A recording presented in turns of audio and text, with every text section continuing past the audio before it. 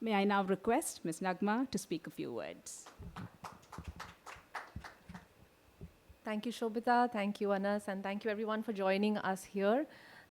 This is my personal favorite event of the year, really, because this is the time we get to communicate some of the most stellar behaviors and patterns coming from people who own wealth in this country. So welcome to the day, and I hope you enjoy the rest of the day as well, and the list that we are putting out today. I will actually speak from 3 episodes that happened over the last 15 years that lead to, why I am speaking here today. In 2008, EdelGive Foundation was formed.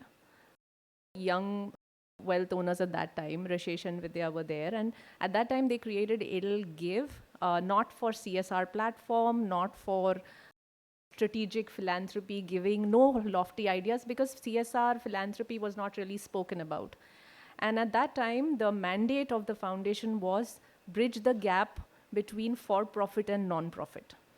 And it came from knowing that it was tough to run a business, tough to raise capital, but more importantly, it was tough to execute visions without good guidance, good skills, good knowledge, which is something that while we are executing plans, a lot of people forget till we are sitting on the cusp of many disasters.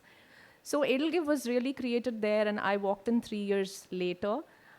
From the financial services background, I'm a chartered accountant myself, completely stunned with this for-profit, non-profit business. Like what are we even talking about? And even though I come from this city, this foundation opened my eyes to what inequality, disparity, lack of access really, really looks like. It was very lucky that this was pre-CSR days, where I could learn and EdelGive could learn without the pressure of many, many eyes.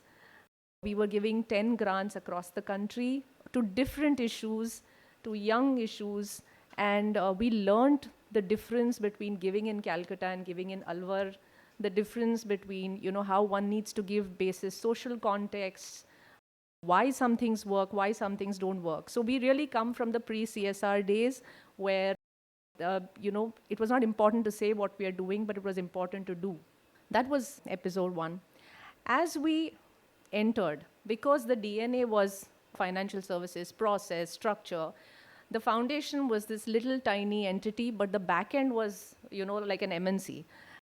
Robust due diligence, ability to identify good plans, good monitoring, good backends. And the more field visits I did and the team did, it was evident that whatever money we put in is not enough.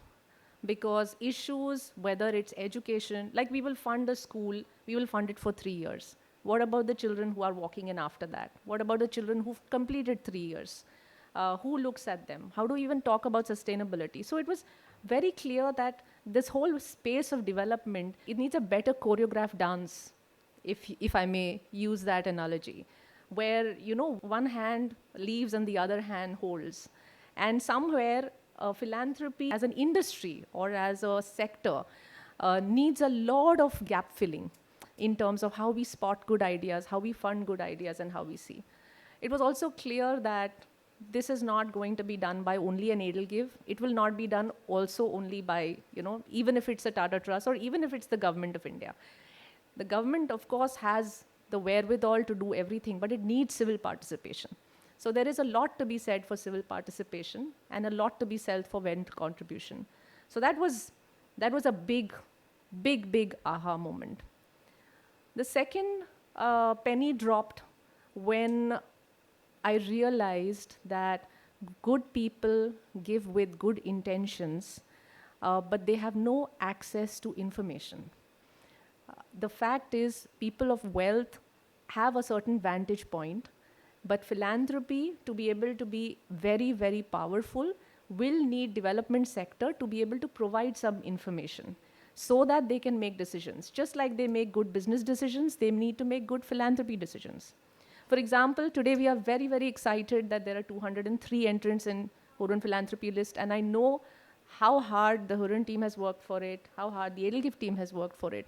But the fact is, just as old as 6 months ago, India has more than 280 billionaires, and India has more than 7.5 lakh millionaires. So suddenly when you see 203, we have to be worried, right? So this disparity, this gap, yes, we can say that more people need to give, but the other is there needs to be more organizations, more gaps that are filled by concrete information. Just like any other good industry operates, philanthropy and development has to come together in a beautiful choreography, a marriage of sorts, where information is exchanged transparently, it is enabling good decision making. And that's when EdelGive decided it will move from being simply a foundation that gives and simply being, one giver's CSR to enabling as much giving as possible in the sector.